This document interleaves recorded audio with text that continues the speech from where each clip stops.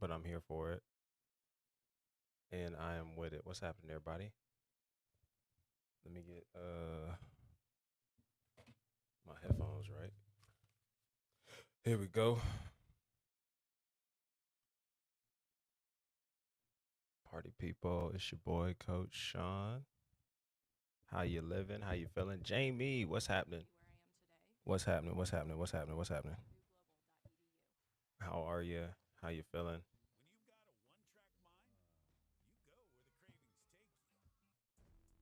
Happy Tuesday. Keeping these conversations going. Man, I'm feeling good, man. I'm grateful this morning. I'm grateful. I'm excited for another day and excited to be with you guys today. Excited to be with you guys today.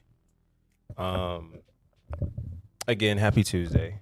This is another episode in addition to the Secure Corner Show, where we are here to simply process and work through any and all area struggles of relationships in your life, helping you build happier, healthier, and whole relationships with yourself, with God, and with others while building security that lasts beyond marriage. And I'm excited to be sharing this space with you guys today.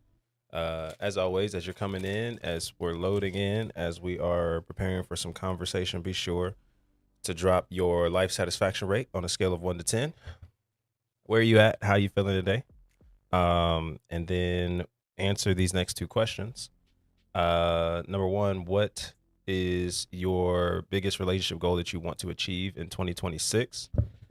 And then, if you were to have the healthy relationship you've always wanted today, would it be sharing any room with unhealed wounds or trauma? All right, let's get the party going there.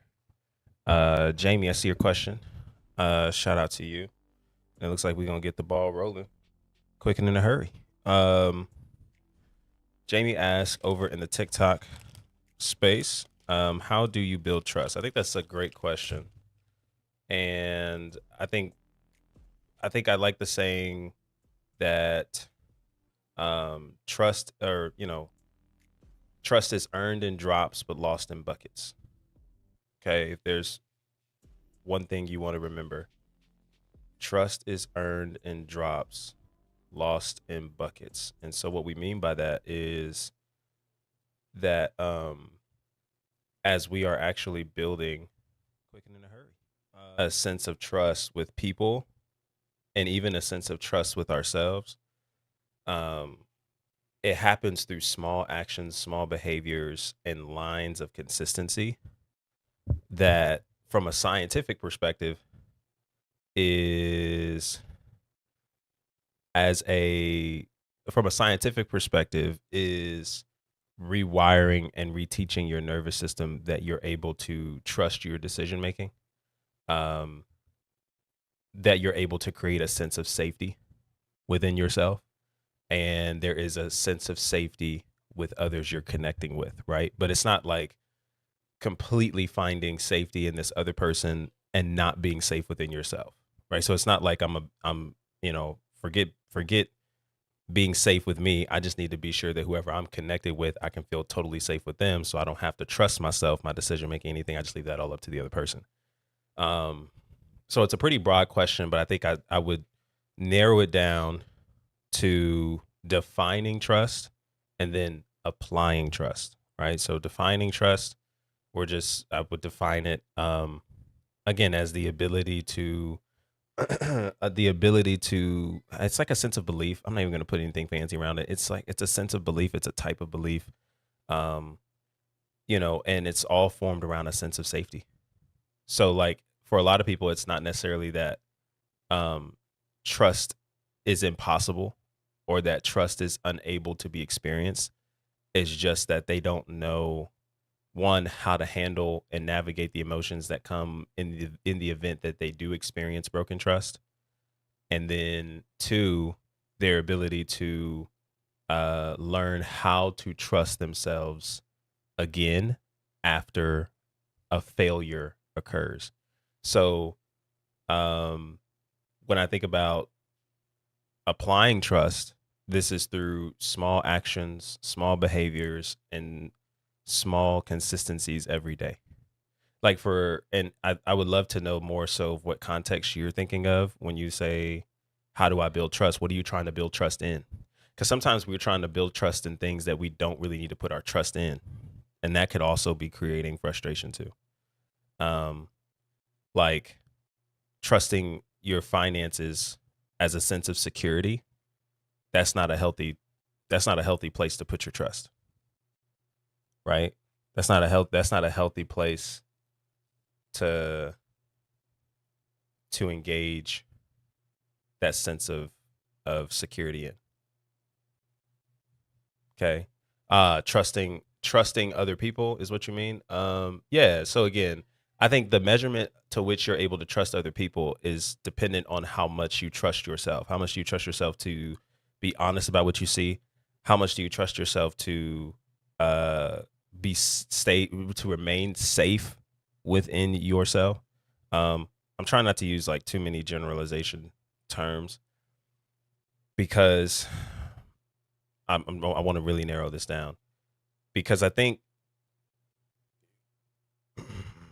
trusting other people isn't necessarily, I want to be careful. Trusting other people, depending on where you are and what you've experienced, can be a challenging uphill battle, but it doesn't have to be the most difficult thing you experience. Um, I think we've normalized the idea of trust issues. And when we say we have trust issues, it's not really like, it's not really trust issues. You don't really have a struggle with trusting people. You have a struggle with essentially trusting yourself that then leads you to trust other people in some type of way. Um, but I also think too, like the idea of trust issues is more so meaning and stories, and meaning so much. It's much more of a meaning and story issue because there are some things that you say broke your trust that is really challenging to keep that story because that other person wasn't even aware of the level of trust that you had in them or that you had in their ability to do something that you just kind of hoped they could do, not really paying attention to what they really could do through their actions and behaviors. It was more so based on potential.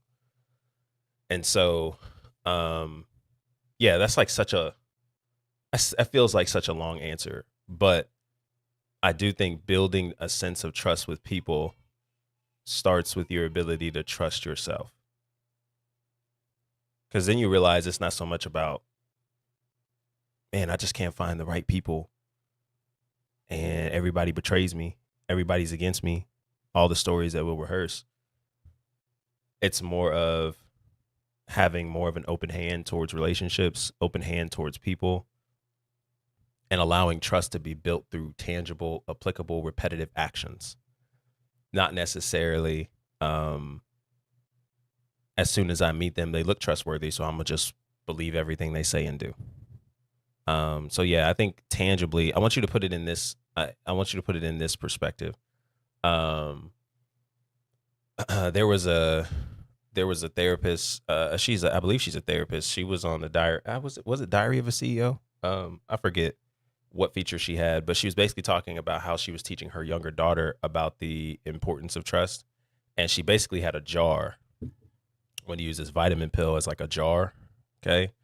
And what she did was she was like, for every time, every action and behavior somebody commits that is helpful, that is beneficial, um, and that is a sign of, I know I'm butchering this, but I want to summarize it too. For every behavior that this person does that you feel like comes into agreement or alignment with you, um, add a marble to the jar. Okay. And over time, you'll see one marble turn into 10 marbles, turn into 20, turn into 50, turn into 100, right? Ultimately, maybe with the goal to fill the jar up, but just being present and allowing the jar to be where it is. Okay. And she was telling her daughter this, and there was a point where her daughter and her closest friend, or a friend a best friend of hers, they kind of maybe had some issues, or there was something that there were some rumors being spread about her, I think is what the story was. And she was saying, okay, well, let's circle back. Who do you trust? Right. And she listed off her best friend. And then she was like, okay, well, how do you know you can trust her? And what she started saying was, well, she started just listing these very small moments that were small in action but meant the world to her. Like when I got to the cafeteria, she saved me a seat.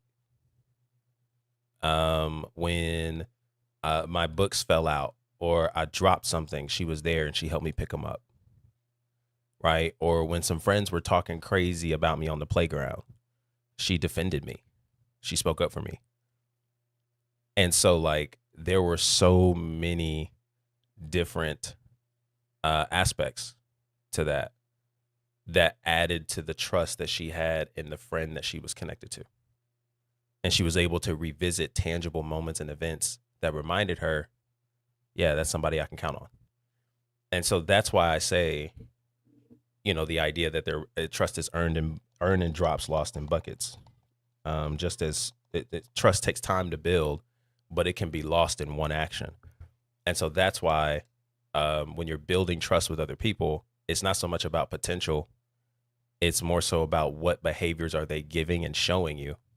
And then what is the length of consistency in which they're doing those things.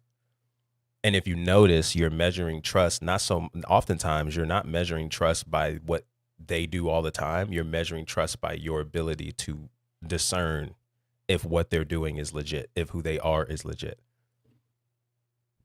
Because there's plenty of people that have been wounded and scarred from previous relationships. And so when you get into connections and relationships,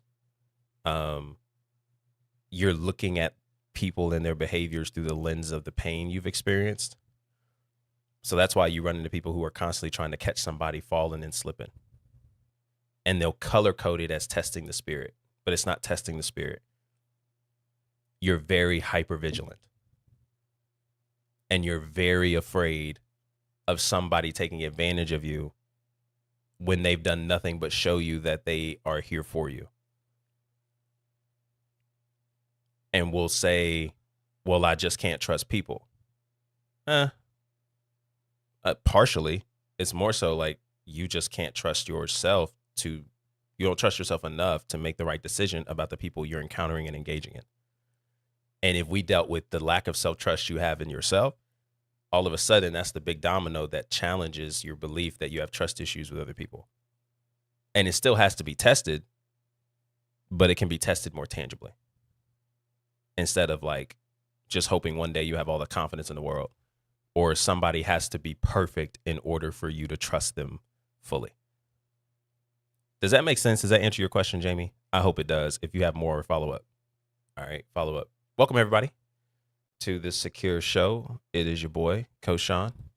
And this is another opportunity for us to build some more conversation and process where you are. Somebody asked advice on life. What is your question? What is something in life that you're currently experiencing that you want some thoughts on? Ask away in the chat. Would love to connect with you on that. Again, this channel, this page, this platform exists to help you build healthier, happier, and whole relationships with yourself, with God, and with others while building security that lasts beyond marriage.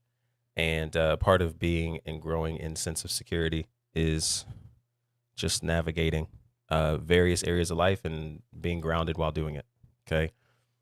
Secure life is a rhythm, not a destination. Security is a rhythm, not a destination. And a big part of why you find yourself so frustrated in your route to security isn't necessarily because it's impossible to get there, but because we continuously treat it as a destination that is far out of reach instead of something we can see ourselves building day by day and have the ability to live in day by day. And this is a space where we're able to navigate that and talk about that in depth, as well as answer any and all questions in relation to where you are relationally and across all dimensions of your life, faith, relationships, your health, your finances. We're here to process those things together. Okay. So ask your questions. Also, as you're coming in, Let me know your life satisfaction rate on a scale of 1 to 10. Okay, how are you feeling today? Number 2, what is one relationship goal you are wanting to achieve in the year of 2026? Y'all, we are coming to the end of the month of July. This year has came and went. It feels like just yesterday we were watching the Super Bowl, and now the new season is about to start. Life is just lifing, and we can easily see year by year, day by day, how much we live in autopilot. We live in survival, and this is an opportunity for us to wake up and start making different decisions that create different results over time. And so, what is your biggest relationship goal that you have that you want to achieve in the year of 2026? And if you were to have the healthiest relationship you've always wanted today, would it be sharing any room with unhealed wounds or trauma in your life? All right. Answer one of those 3 questions or all 3 questions. If you don't, ask your own. All right. And this is a safe space, probably one of the safest lives that you'll walk into all day. So be sure, if you have a question, feel free to ask it. Hit that pink and blue silhouette if you want to call up. You'll spend a few minutes asking. I'll spend a few minutes answering over on TikTok, and we can get some things going there. Okay. Be sure to follow me on all platforms, Coach Sean Walker. You'll be able to catch stream replays and all the things that we talk about here, as well as previous series that we've tapped into to help you with your dating life and beyond. All right. So be sure to check those out. And today's a good day. Today is a good day. There was a question that was asked earlier, and I want to scroll back up. How do you trust when your trust has been broken in every relationship? Yeah. So, I think trust in and of itself, there is some science behind the ability for the body, like our bodies and minds are so unique. It's out of this world. God did his big one when he really designed the human body. And one of the things that I think I've learned a little bit, so I'm not necessarily speaking from a full place of knowledge here, but with the little I have, I think it can be helpful. So when it comes to the idea of betrayal or broken trust, okay, it does take the body some time to recover from broken trust. How much time? I think that is really dependent on us. However, science can explain that when trust is built and developed with a particular person, and then that trust is betrayed or broken, to rebuild that trust, I think what studies might show can even take the body up to 2 years to fully find that full sense of safety back with a person that trust was broken. Now, that's not to say that it has to take 2 years. I think that's just some of what the science reveals regarding what's happening in the body and the altering of the brain chemistry when betrayal has happened. And sometimes when enough betrayal has happened. And I think more importantly, not so much the act of repetitive betrayal, but what we've done to deal with the betrayal, right? So there's the initial sense of broken trust, and then there's what do we do to repair that sense of brokenness. That is really, really important. And if we do nothing, we numb it, we run from it, we bury it, we ignore it. Okay, that is like kind of what's creating more of the struggle to get back to a sense of safety within yourself, that then allows you to go and create more abundant relationships, and not necessarily think like, okay, I have to trust everyone easily, but more so I trust myself to handle what comes my way. I trust what God is doing in me and the work and things that he has given me to be able to have the capacity to engage with this situation if it does go left.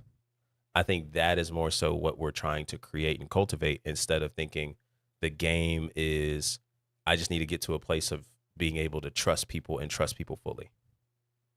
Because I think we're playing the game wrong at that particular point. So how to trust when your trust has been broken in every relationship, I think first and foremost is we have to address what, and this is going to be a challenging thing, something you're probably not used to. Typically, the brain is not used to looking for abundance and gratitude first. It's typically used to looking at lack.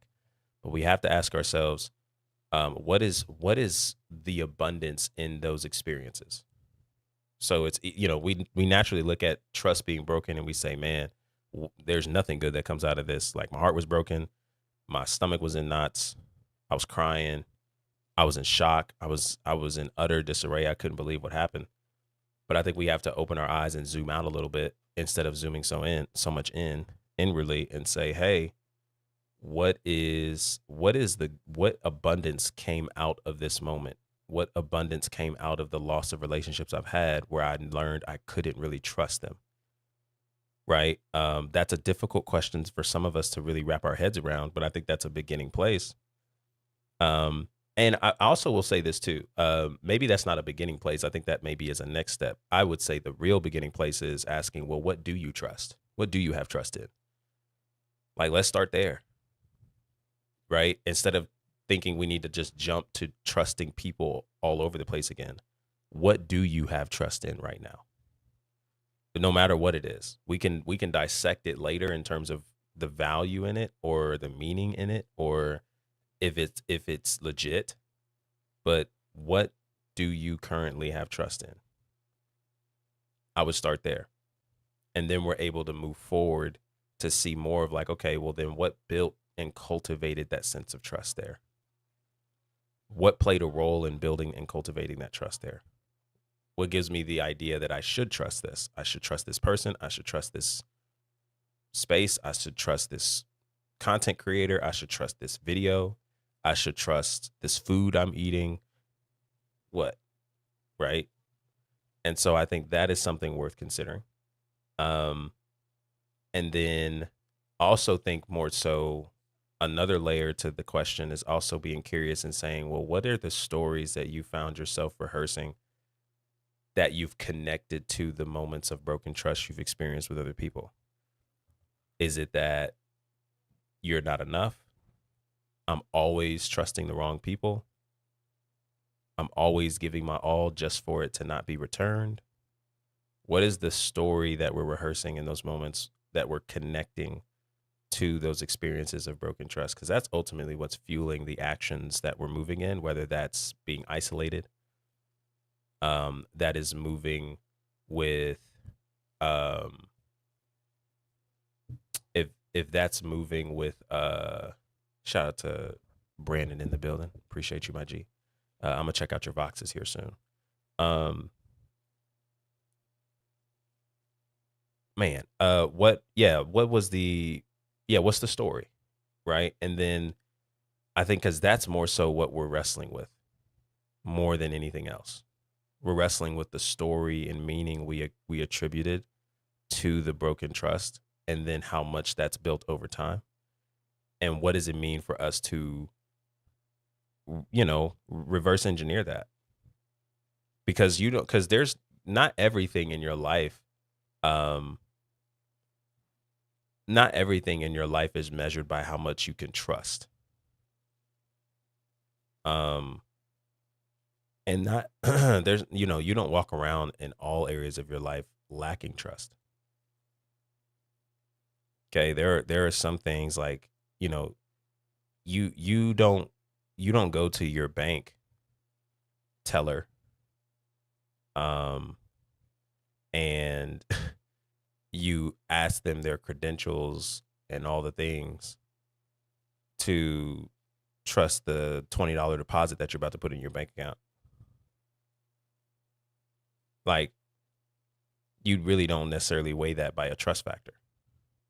You assume you can trust them because of their position, because of their status, sure.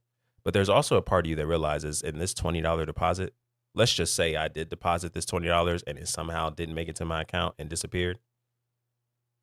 Like, the abundance that you probably move in with the amount of money that you make, you're probably not looking at that and going like, wow, I can't believe this bank just betrayed my trust. Depending on how much money you make, you might look at that situation and go, I mean, dang, I didn't even realize $20 didn't even get deposited. Like, I went there to deposit it. Now, obviously, if that happens over time, more and more, and that's not the first time, it's been multiple times, now we have a problem, right? Because I mean, there's only so many $20 that add up to 100, 200, 400, 600 that then we're like, oh, but you realize how like the aspect of trust is still built in moments, repetition, and not just one experience. And so, what is the story that you're telling yourself? And what is the story that you're connecting to that experience of broken trust? That's what I would initially challenge. So, what do you currently trust? It's kind of a 3-layer answer. What do you currently trust? Okay.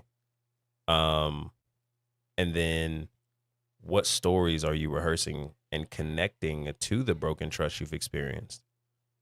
And then what is the abundance? What is the win? What is the gain in those moments where that trust was broken?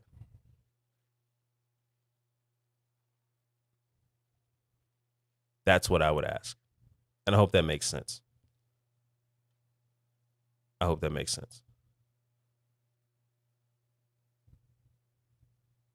I answered it before I asked. Okay, bet. Do you think you can rebuild trust with someone that has already? Oh, absolutely. Yeah, yeah, yeah, yeah, yeah, yeah. Yeah. I hope that makes sense though. Yeah, absolutely. You can most certainly rebuild trust with someone that has already broken it. I just think it's more so about, again, um, what are the conversations that we're gonna have that leads us to repair the sense of broken trust? Because there has to be a communicative point, right, where we say, hey, this right here was a moment that really broke or played a role in damaging the trust that I have here in this space. And I do want to rebuild that, but I want to map out what that can look like between us so that there are markers for us to know that trust is being rebuilt and effort is being put into that. And that doesn't necessarily always mean that we're going to have an immediate reversal of like, okay, we went from no trust to 100% trust. I think anytime trust is broken, again, there has to be some form of consistency that's played so that the trust can be rebuilt in a healthy way. And that doesn't mean you punish them en route to doing it. You can't say, hey, I want to rebuild this trust. They agree, they're putting in the effort, and then we refuse to receive the effort they're putting in, even if it's not perfect, to rebuilding the trust. Just like the person who broke the trust can't determine when enough is enough. Like, for instance, if there was a betrayal, infidelity, and cheating, okay, but there was a desire for the relationship to rebuild and rekindle, then what we're saying is the person who says, yo, I want to make this work, the person that cheated doesn't get to define for the person that was hurt, hey, this has gone on too long. You're still tripping. It's been 2 weeks. Nah. He has to be willing, or she has to be willing to engage in that process of rebuilding that trust with them. So guess what? If if there's random moments for the next few months that she's asking or he's asking to check your phone as part of your agreement to rebuild this trust and wanting this relationship, it's in your best interest that you give her the phone, you give him the phone. And yeah, it might feel like humiliation or embarrassment or all the things, but that's something that you have to learn to navigate and process through, because guess what they're doing this for? Well, we have to be honest, it's because you did it. But we also are recognizing their behaviors in this is because they are genuinely wanting to rebuild this trust with you. And this is part of the process. So embrace it. Don't fight against it. And let's not rehearse the story of like, oh my gosh, they'll never trust me again. No, this is actually a behavior they're exhibiting that rebuilding that trust. They are wanting to reconnect. So yeah, it most certainly can be rebuilt. But what is the conversation being had? What is the process that we're going through? What is that? How do we define that? How do we define that?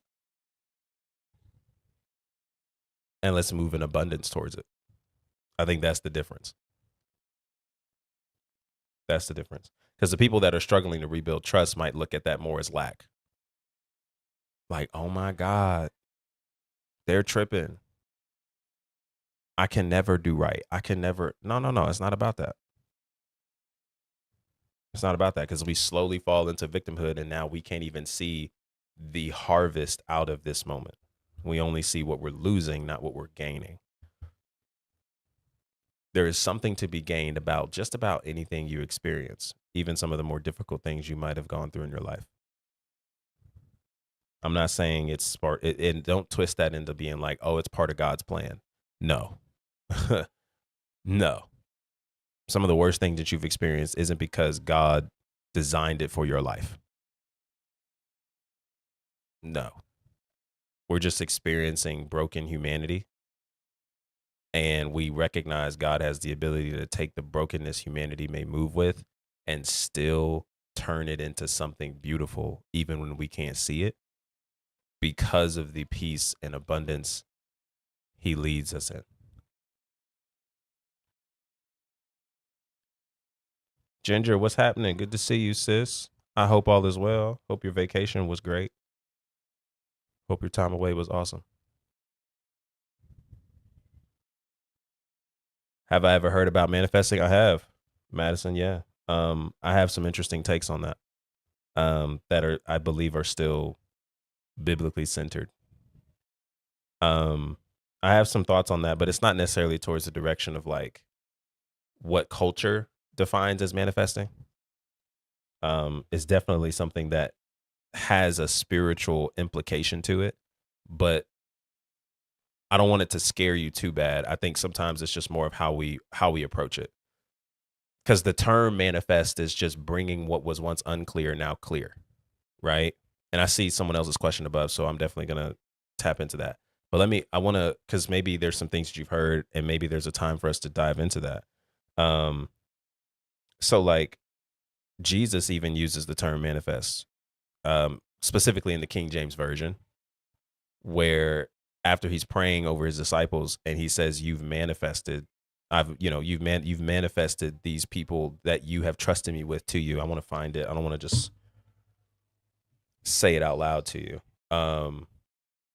Let me find it real quick. Turned 26 yesterday and I never dated. I don't know how to ask out women, but I'm trying to put myself out there.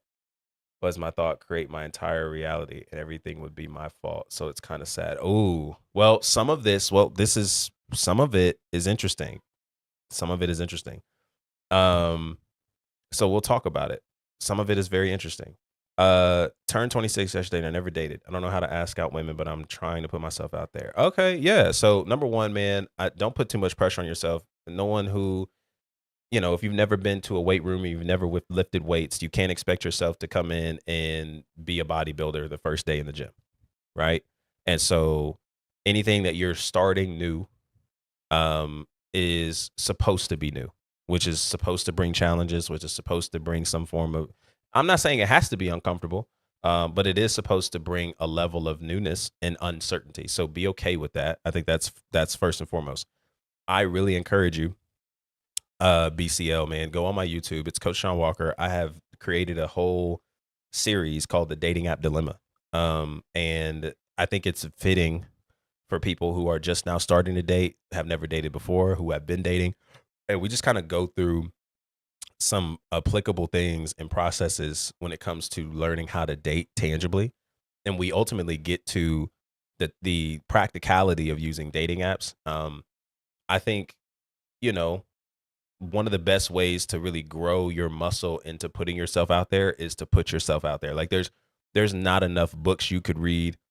There's not enough sermons you could listen to, podcasts you could hear that would help you get to a place of being more comfortable putting yourself out there. You just got to put yourself out there. Post pictures, obviously, that are aligned and healthy and all the things, right? We're not talking about nothing crazy, but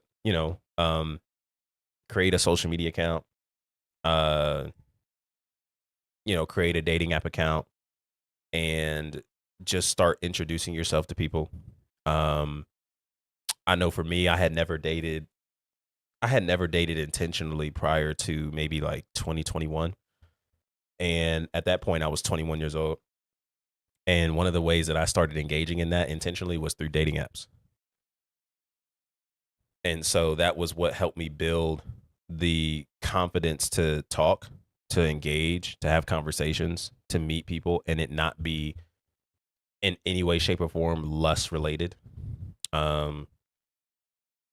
I think growing up, I had, even in middle school and high school, I wasn't allowed to date, but peers around me would always tell me like, oh, you always had a way of talking to girls. You just never took it to the next step. And there was a reason why I didn't, because like I wasn't allowed to. Like all the things that my friends were around and seeing each other doing, I wasn't allowed to do. Like, you ain't gonna be able to come over my house. I'm not coming over your house. My parents don't play that. So it just wasn't happening. So I kind of lived a long time in my life just canceling out dating as if it was just not available for me until I moved out. And newsflash, I'm 26. I still live with the parents as I'm building this business. And so in the same environment that out of survival, I told myself I wasn't going to be able to do until I moved out, is the same environment I'm still actively engaging in relationships, dating, back in dating recently.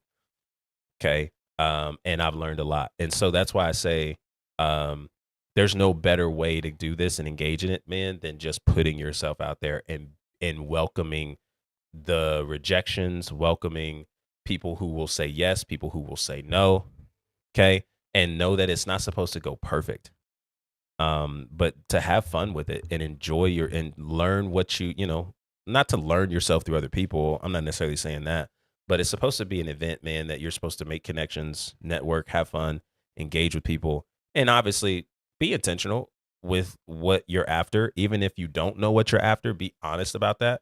Um, so that we're not playing games with other people. Um, but I definitely encourage you to check out that dating app dilemma series.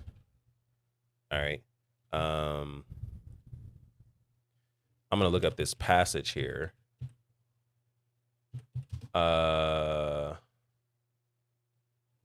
These disciples, scripture, KJV. Okay. Okay, so there's a couple places. Okay, so John 2:11. All right. There was a reference to the disciples. I'm gonna find it. It's John 14, I believe, is where it's at, and it's in the King James version. But I want you to pay attention to this aspect, Madison, if you're still in the chat. Yeah, absolutely. Please check it out. I live with my parents too. Nothing wrong with that at all. Absolutely, bro. Absolutely. Yeah, lots to catch up on, Ginger. Yeah. I encourage you to check that out. I feel like 2 years of my life was played with because the man I want to build a life with was dating someone else. I feel where you're coming from, Imani. That is a understandable perspective on your situation. What's your question? How are you feeling? What are some emotions that come up as a result of you thinking that? Let's unpack it. Maybe if I can invite you up, that would be great. But let me answer this question and then I'll do that. Okay, so John 2:11 reads like this in the King James version. Madison. Pikachu, Leon. Let's talk about it. John 2:11 says, "This beginning of miracles did Jesus in Cana of Galilee, and manifested forth his glory, and his disciples believed on him." Okay, so this aspect from the King James version is speaking in context to him turning water into wine as the first miracle that John records in the gospel, that is said to be the first miracle Jesus actually performs as he is ushering into his ministry. And this was a sign to bring forth, like, not to bring forth his glory, but to make his glory known, to make it clear. Like, oh, I don't know about what y'all see and what y'all going through, but this is different. Okay. And so this manifestation is literally to bring forth what was once unknown. It's kind of like if you ever played a video game. I love this analogy because this makes so much sense. No, I won't even use a video game analogy. I think if you play video games, you'll get it. But if everybody in here has watched a movie once before in their life. And so I just don't understand the thought process behind something like this. I feel you, Imani. Yeah. Are you good with me calling you up here in just a few minutes? We can talk about it if you like. I don't want to force that or anything. It's a safe space. It sounds like there's some things you want to talk about though. So I want to use this analogy of like a movie. Everybody's seen a movie once and before in their lifetime. Okay. And what's crazy is the ending has already happened before the movie is released to movie theaters and before we get a chance to buy the tickets and watch the movie in full, right? And so the ending clip has already been seen, it's already been shot, it's already included, it's already there. And then as we go to the movie theater or we watch the movie from whatever app we got, Amazon Prime, Peacock, Netflix, YouTube, okay? We're watching the movie unfold, but it's not like the ending wasn't already there. We're just loading in to see the ending as the movie progresses, right? And so this is kind of a picture of what this manifestation is with from a biblical perspective and what this scripture is even referencing. It's not like the moment Jesus turned water into wine that all of a sudden he became this glorious individual. What that word lets us know is that he has always carried this glory. It's just now we are getting a front row seat to experience this said glory. And it's becoming clearer and clearer that he is the very Son of God as he portrays himself to be. So what it's rendering in. Okay. So like that is a beginning perspective to manifestation from a more biblically rooted space. It's not to be some weird kind of thing that maybe so many people may take to extreme, because a lot of people think that if I just, okay, cool, if I just say these things and if I just think these things and all of a sudden this is going to come into my reality tomorrow. And it's like, no. And that's probably how many people are playing the game, and that's how they actually stay frustrated and nothing really happens. And they walk further into the extremities of delusion instead of what delusion is actually good for, which is there is a healthy lane to it. It's just more so visualization and bringing to life from an abundant feeling what we're after. And so, I mean, there's various other verses in scripture from the KJV that kind of speaks to this too, the same word used, manifested. And so, but you did say something in there where you were saying, hey, there is, it kind of makes you feel like, and I want to make sure I quote you correctly. I don't even know if you're still in here, but I definitely want to mention this. The teachings I saw was that my thoughts create my entire reality and everything would be my fault. So I don't necessarily subscribe to the belief. I don't necessarily think it's more so about everything is your fault, because like life be life, and it's not like you brought certain experiences onto yourself. Like, and this is probably one of the more extreme things, but like you didn't bring upon yourself for your mom to be or your parents to be doped out or for some kind of violent experience in your life to take form. Like you didn't ask for that. Right. That's not necessary. And I don't know if that's necessarily even the direction they're taking it, but that's kind of how I hear it. I wouldn't necessarily subscribe to that. I will say this though. Okay. Yeah, absolutely. Imani, just when you're ready, hit the pink and blue silhouette, call up. We'll talk about it. Okay. I just think it's more of like, when our minds are so powerful. The human brain, the consciousness, it is an extremely powerful thing. Like, and I say that from I'm gonna be honest, like even the limited things that I have awareness of from my studies, research, and all these things regarding the human body, the human brain, psychology, nervous system, all these things, right? Very, very powerful things. Like God did his big one when he created this human body, y'all. He really did.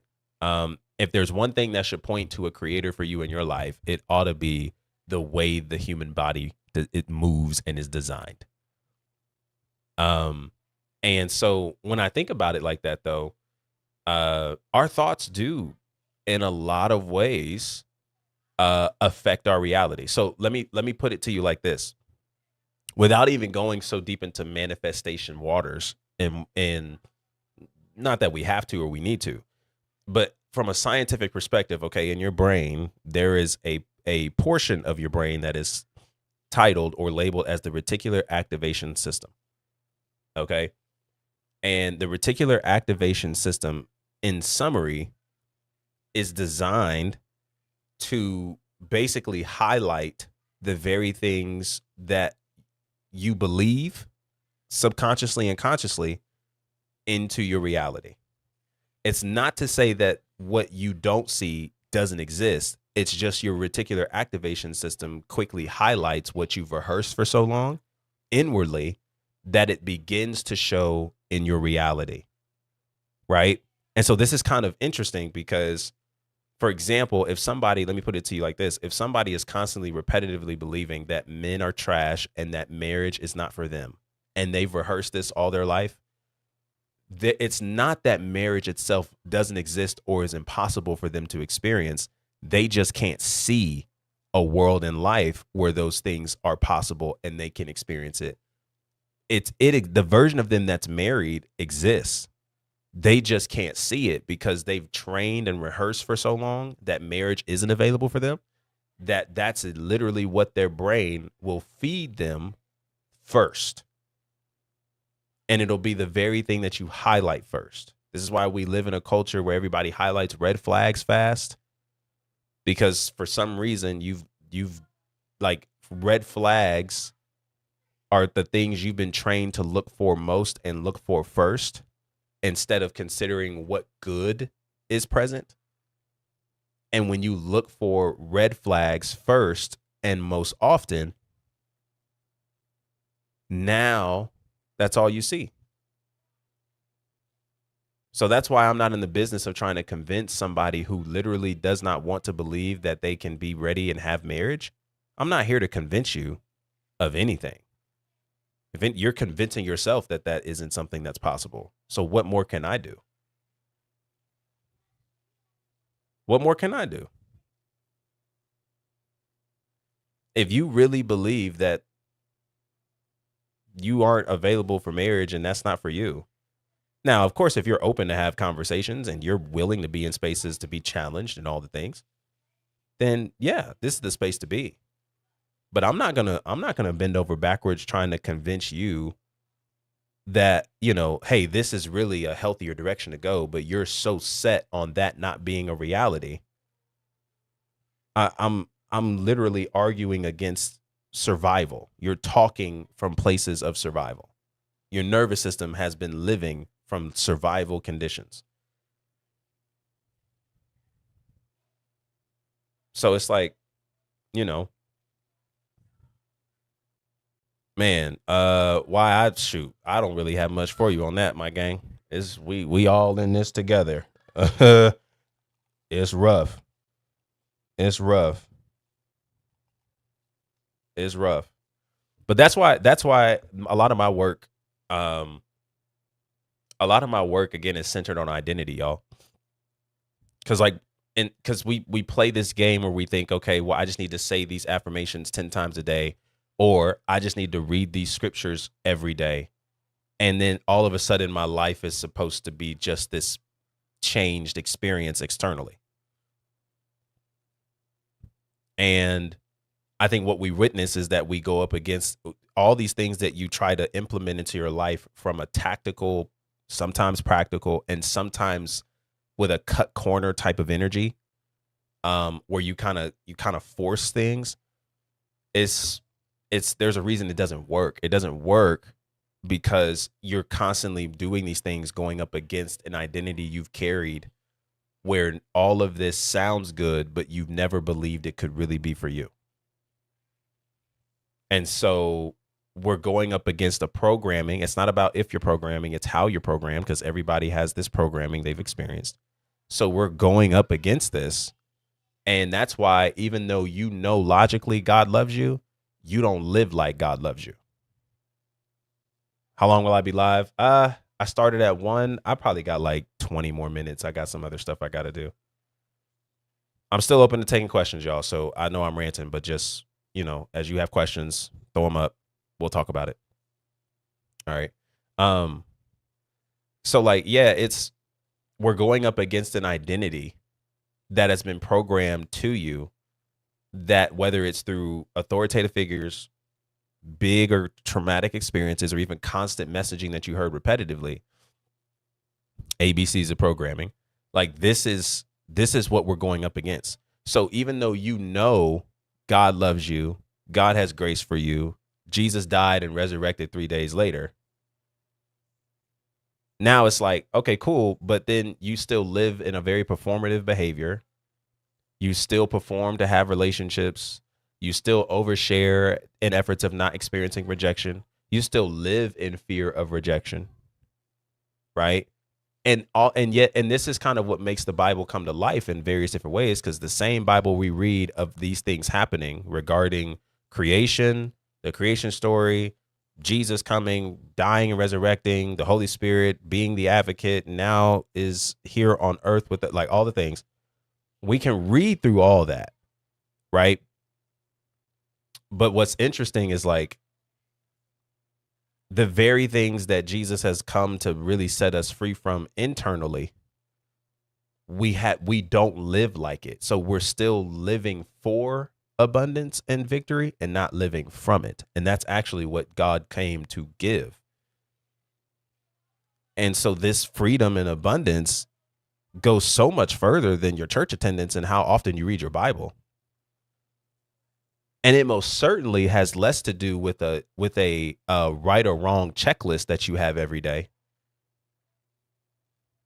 where like you constantly weigh your ability by what you did and didn't do in a day, what you avoided and what you said yes to. Like and this again, it travels into manifestation, all the things. Because again, when you're programmed a specific way and this is how you think, absolutely, it's going to definitely reflect in your reality. Absolutely. What you rehearse, your body only knows what you repetitively do and what you intentionally do. Your body could care less about what you say to yourself. It's what you do. And does it align? And if it aligns, now your body is actually being able to breathe this in. But if you tell yourself you're the most beautiful thing God ever created, but your body and your responses behaviorally say something different because that's what you've been doing repetitively for years, that's why the affirmations don't work.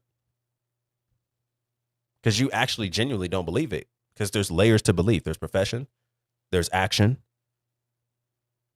and then there's, I mean, I guess if you wanted to simplify it, there is a stage of belief where it's manifestation, but again, it's not necessarily to a degree of like talking crazy.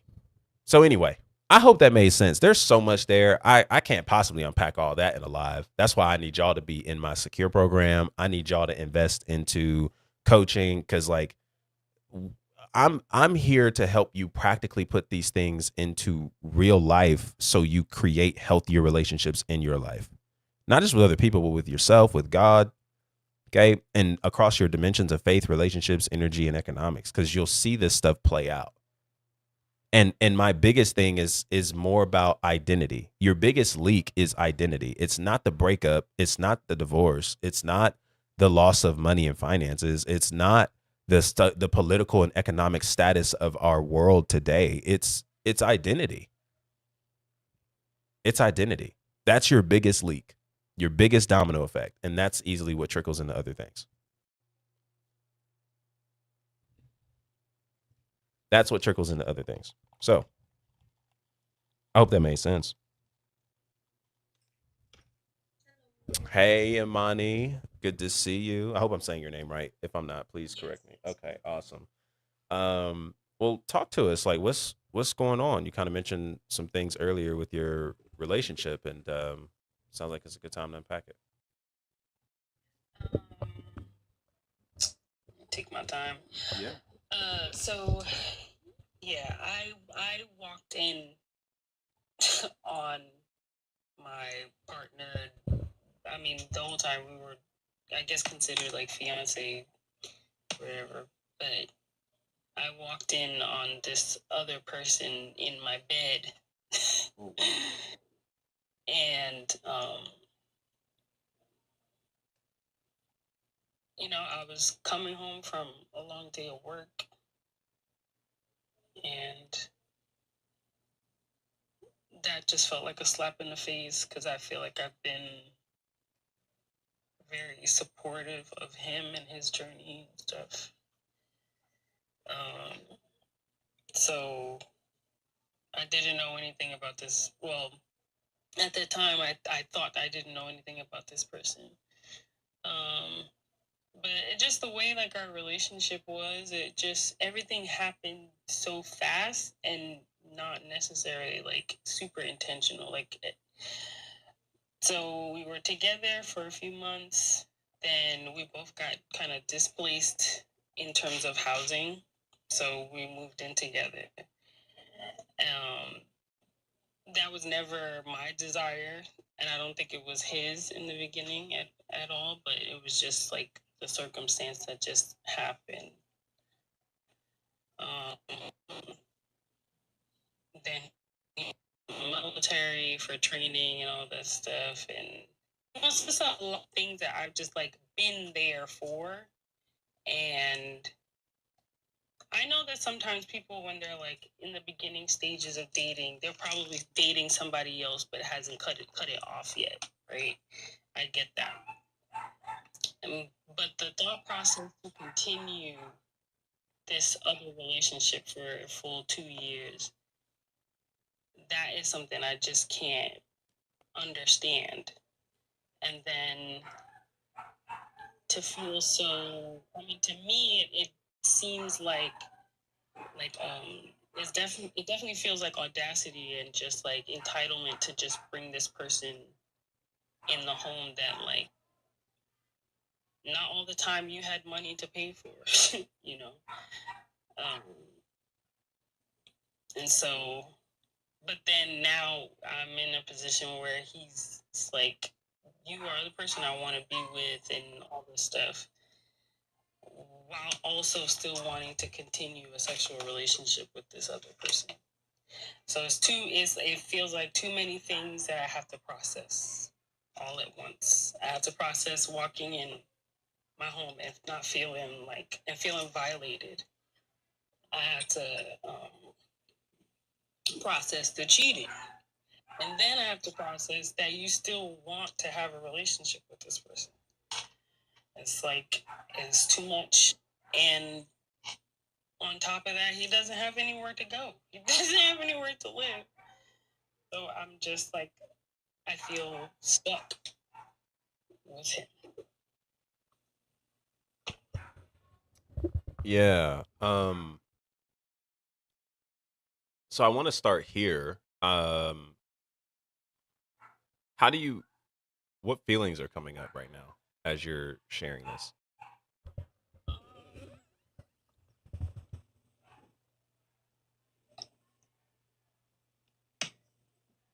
I think I feel like embarrassed more than anything. And I know that's like any time a relationship doesn't work out or pan out the way I would like, that's the first thing that I feel like. I just feel like it's um, proof that I'm unable to be in a successful relationship.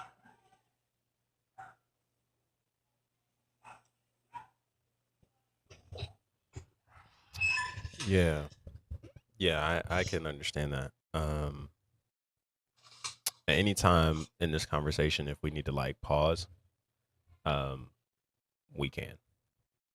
'Cause this is fresh, and there's a lot of mixed emotions to feel in it, and so we'll breathe through it and we'll get through it.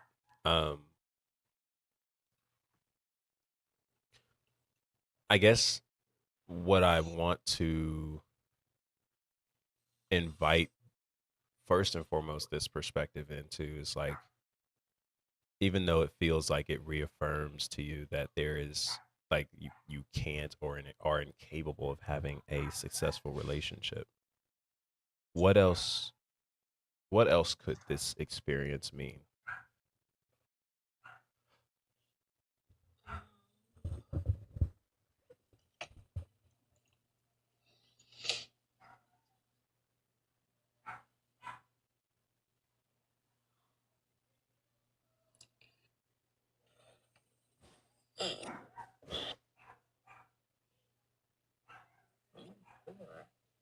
know that there are a lot of things that like are coming up for me that I'm realizing like, oh, okay, I feel like God is bringing up this, inadequacy, um, just thought process I've had for so long.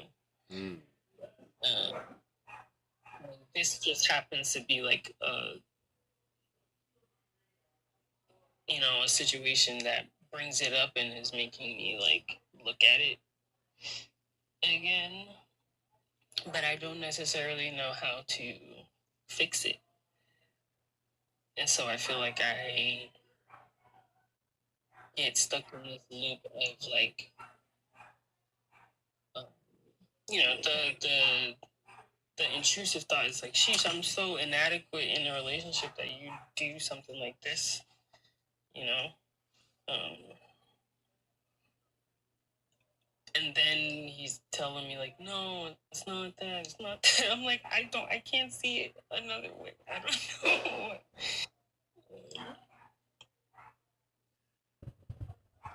Yeah, and I think it's a moment where even though it's difficult to see it another way because of a lot of the feelings and emotions that are present, um, and that are clouding it.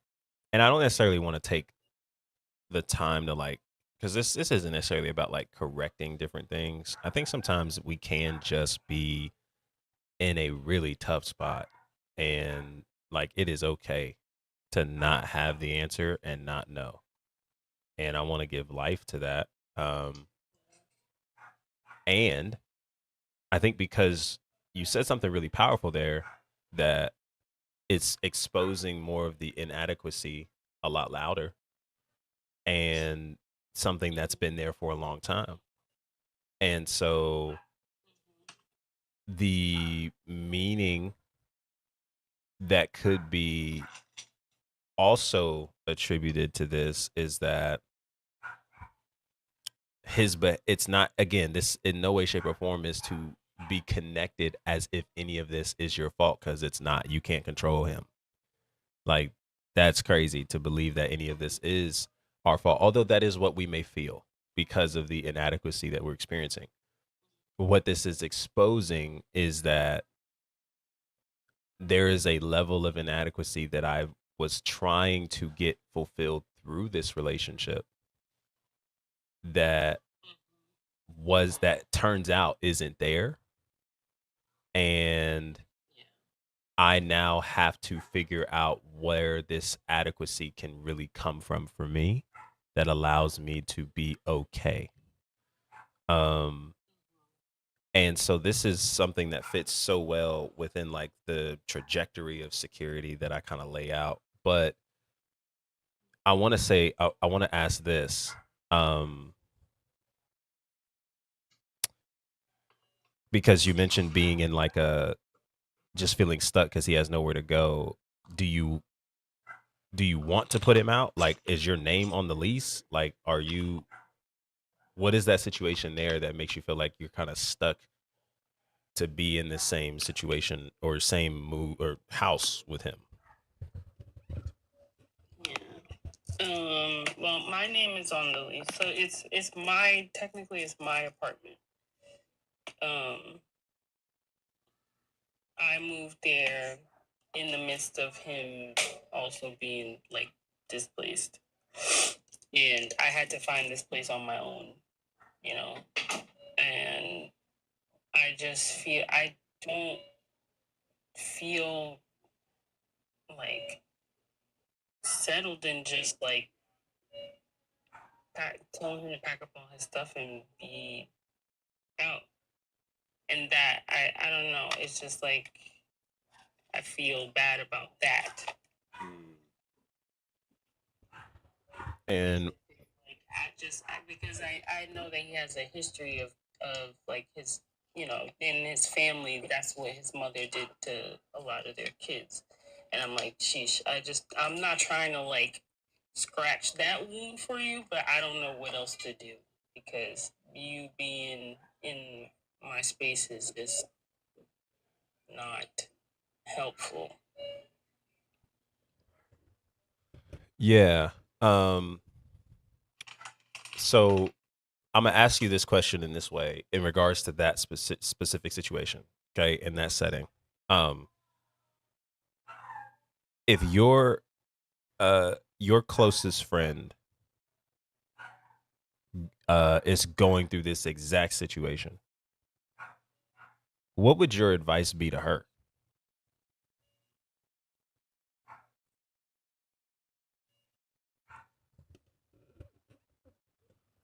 I guess it would be like if she didn't feel comfortable like staying there, I'd want her to stay with me.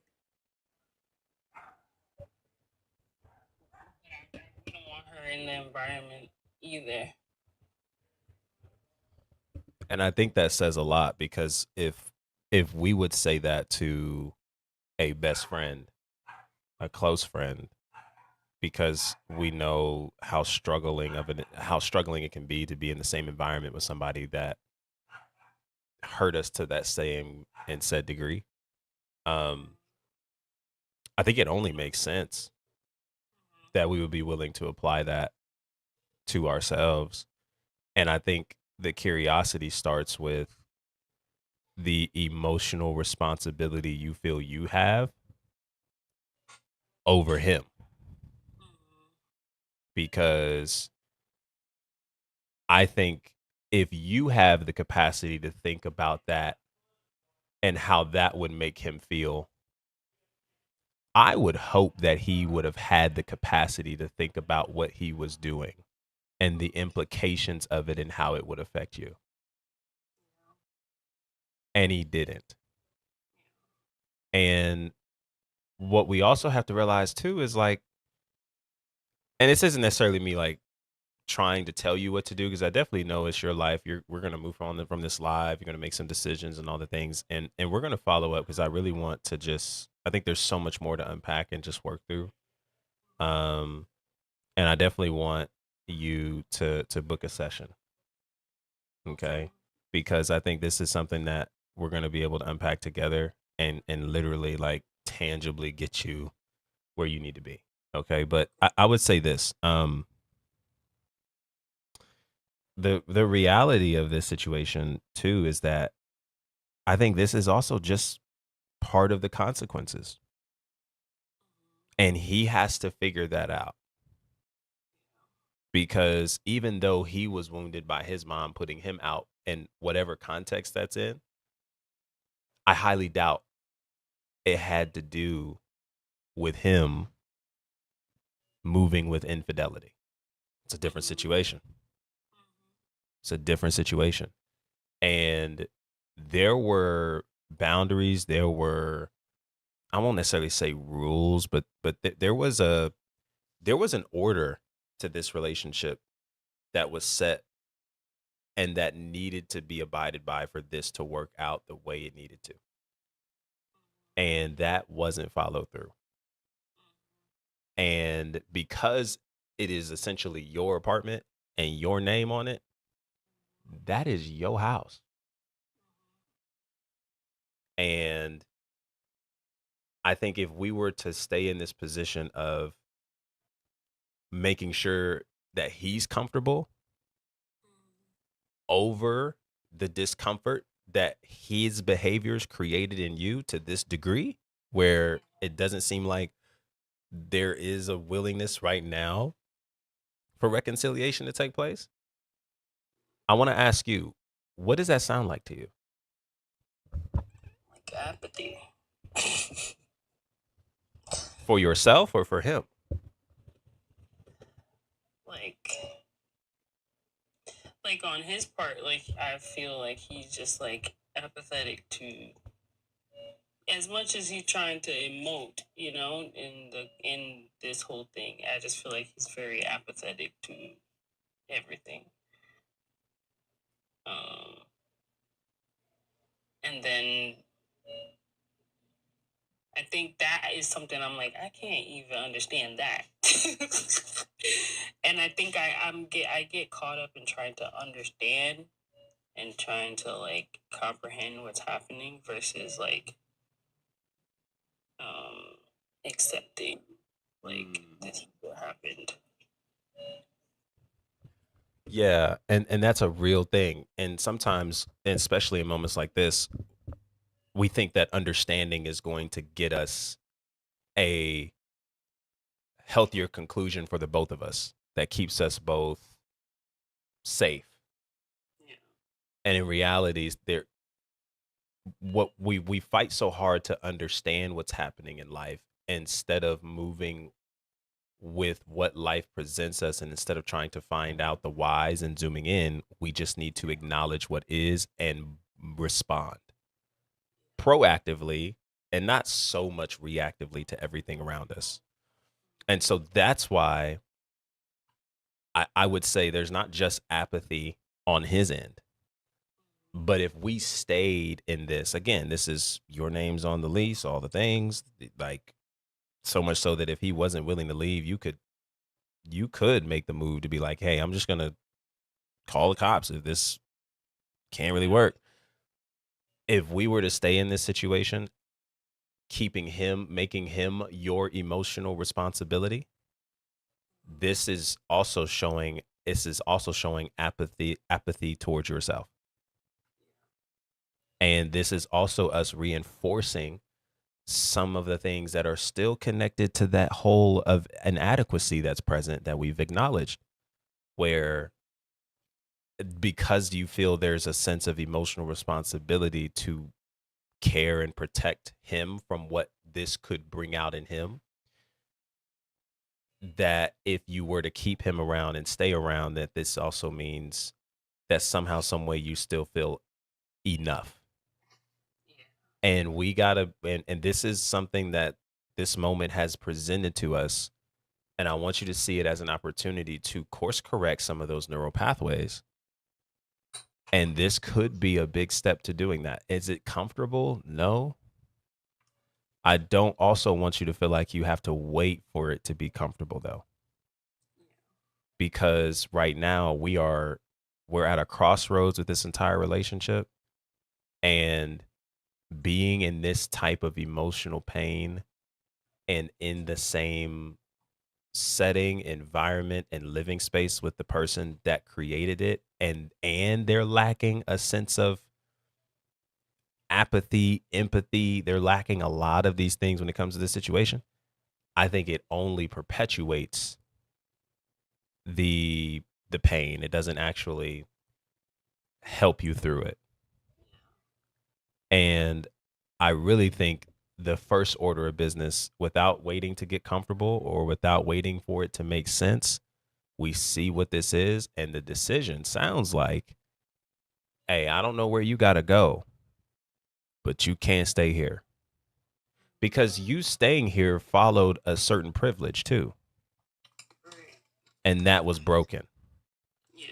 And and whether you're still trying to figure out if this is something you want to do, this is something you want to rekindle, reconnect with, rebuild, that might need to be a decision you make without him being around you.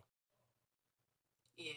Because it's, yes, that's another thing. I noticed, like, I have a harder time, like, in the house. When we get in the house, it's just like, you know, business is normal, as if everything is like normal. And, but when I'm away from him, like, I'm right now, I'm at work and I'm on my break, and I'm able to, like, just clearly hear myself without, you know, him telling me otherwise. And yeah, there's been a couple times that I said, like, I can't do this, like, this whole relationship I can't do, like, I just can't. And I've only been able to say that while being away from him. Mm. And that says a lot. That says a lot. And I think that is something we want to not ignore, we want to strongly consider and allow that to be what leads us into the next decision here. And it's we're looking at just checkpoints. Checkpoints. Like this first checkpoint is, hey, we're gonna have to cut ties and remove this person out of here. and they're going to have to figure it out. What they do isn't my responsibility, and they had an opportunity to make sure that they were doing really what could be considered as the bare minimum to uphold this relationship. And it is not my responsibility to figure out what hijacked you or all the different nervous system modalities and all the things that we can create. It's not my job. My job is to be able to put myself in a position to where I can get a sense of stability and clarity about what is happening. And what I say oftentimes is distance provides clarity. The reason why clarity is happening is because I'm not in your face 24/7 to listen to what you have to color code this with to make me feel different about what is happening in reality. Right? So if you look at this screen really quickly, right? Up close, you can't really see what this is. You just see it as a shiny metal thing. Something, right? I don't know what it is, but it's something. But as I zoom out, we now have clarity on what this could be. Some type of screwdriver, wrench. Okay. And not only do I now know what it is in clarity at distance, but I now know what I can use it for appropriately, if at all, for what I need it or for what I need. Right. So I'm in front of screens and phones and mics. To be honest, I know what this is now. I have a better idea and I don't need it because it has nothing to do with what's in front of me, what I got going on, and what I'm doing right now. Distance provides clarity. And I think some of the best decisions that we can make regarding relationships is when there's distance involved. And if there's any point where we are afraid to create distance because we believe that that distance will push us away from this person, that has less to do with them and has more to do with what we believe about ourselves. And so that is what I think the first challenge is from this conversation is to, as soon as you get home, because I think it's better to deal with it now than it is to put it off. Because the longer we put it off, we continue to rehearse in our nervous system that, like, hey, nah, like either I'll get to it, I'll procrastinate, I'll just keep it as it is. Hopefully, it'll get better. We continue to reinforce that change happens without us doing something to create it. And again, it's uncomfortable. I don't want to say this as if it's the easiest thing to do. Sometimes it's not. I know how challenging it is, and there's a lot of emotions that we're dealing with. And we have the ability to do something that could easily be this kind of shift is as big as Jalen Brunson being traded to the Knicks. Like, as a quick basketball analogy, because my hooper head is crazy. But the Knicks organization is forever grateful for the day the Mavs decided to trade him. And they didn't see it. They didn't see the immediate results of a chip that year in that season. But we now see what it culminated to over 2-3 years. And I think it's just as big because you might not see the immediate results. You may do all that and get him out, close the door, lock the door behind you, and later that night cry. And that is okay. That is okay. What we're going to do is still allow that to be the moment where things really start to shift for you inwardly because we're challenging that inadequacy that you feel because it was never designed to be defined by who stayed. And you are now being able to realign your adequacy to staying for you, even when someone else chooses not to. And that is what births the successful relationships you deep down know you have what it takes to create. There's just a lot of things and beliefs in the way that are challenging it that makes it hard for you to see it. And I want you to stick around because you're going to see it.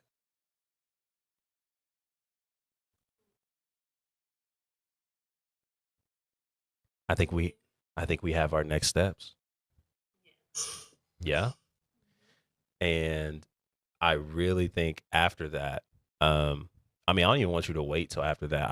I really want you, let's book a session because there's some things I really want to just kind of paint in a framework for you. And then we're gonna really get you going. If it, again, 60 minutes is all we need, and I'll let you decide where you stand with it, how helpful it was, and we can move on to next steps. Um, but I really do believe that a lot of this is when we curate the things that are happening internally, it's literally what has the capacity to change what we experience externally. And that doesn't stop people from being stupid. I wish it does. Oh God, I wish it did. I wish to God that it might, but it doesn't. It does give us the capacity, though, to handle the things people do stupidly a lot better without losing our sense of identity at the core of it as we watch them fumble what could have been.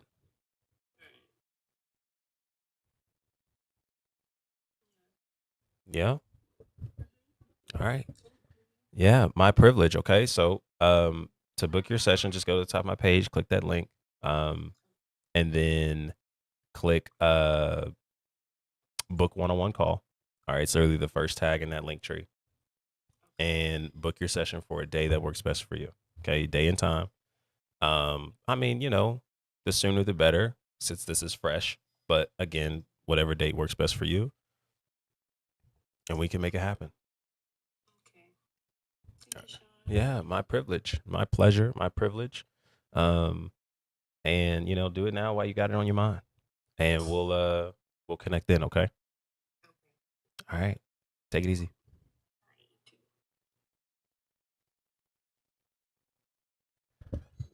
Hey man, y'all put a one in the chat for Amani. Y'all put a one in the chat for Amani. That was that was really. I hope you guys got something out of that. Um, but too, man, again, these are challenging times, man, challenging moments, and a lot happens in those spaces, and having somebody to just process it with you makes a world of difference. And I think one of the biggest things that she shared that I want y'all to take is pay attention to what you experience when you're at a distance from someone. That doesn't necessarily mean that it is the ultimate end result. However, it isn't something we should ignore. If I'm at a distance with somebody and I am aware that, like, with this, I have clarity that, nah, I don't want this. This isn't something that I want for me. But when you're connected to them and they're doing more of the talking and they're doing more of the reframing, all the things, it's something to pay attention to. Something to pay attention to. And a lot of the relationships that you guys are after, in order to see it and experience it, really starts with your internal world. And when that is in alignment, the external world has to come into place. Not because everything externally is perfect, but because our approach to it from an internal perspective is what allows us to bring the focus to abundance and spaces in our lives that really reflects the life we want in various different ways. All right. So if there's no more questions, I want to give one last opportunity. It sounds like we were here for Amani, and I'm all for that. All right. And of course, those of you who were tuned in with some of your other questions as well. Um, I want to offer you guys the same opportunity, um, to that I did to Imani. To you guys, listen. If you heard anything from this live session and you're wanting to book a session with your boy to process some things, one, for those of you on YouTube, it'll be down in the description to book your one-on-one call. For those of you who are there on live, Instagram, TikTok, all right, be sure to go to the top of my page, click that link tree. If you're on Instagram, you probably have to go to my TikTok to do that. click the link tree, and then you should see the tag book one-on-one call. Click that and book your session for a day that works best for you. I'm excited to connect with you. I'm excited to sit with you. I'm excited to process these things with you because you don't have to go through it alone. And sometimes that's all we need to know is that we're not in this by ourselves. Okay. And getting some perspectives on some things to be able to navigate it and move forward healthily, and getting you on track to the healthy, secure version of you that's abundant and that makes decisions from abundance, not lack or fear. Okay. So be sure to do that. Also, if you are interested in getting your free relational diagnostic, be sure to go to the top of the same page, that same link. Okay. That will be the second option in that link tree. Okay. To get your free relational diagnostic, you'll hit enter relationship portal, complete the questionnaire, and then you'll also click book qualification call. This will be an opportunity to qualify you for any programs and setups that we have going on here that will tangibly walk you through processes and progress to get you to where you want to be based on where you are. And so you'll answer those qualifying questions. And even if it's to a wait list, you want to join that because I have a free program in that wait list that you want to be a part of too. That is really just serving as a nervous system reset. And you want to be able to experience that as well. All right. So be sure to do all of that and pay attention to new content as it's coming up. Pay attention to the stories that I'll be posting as I will be going back live here tomorrow, same time, 1 p.m. Central Time, to connect with you guys and continue another episode of the Secure Show. Okay, where we process things together and we get ourselves the opportunity to move forward healthily and securely. All right. I appreciate you guys a ton for kicking it with your boy. Don't forget to like, subscribe, follow, and I'll see you guys back here tomorrow. Until then, be easy and be breezy, my friends. Peace.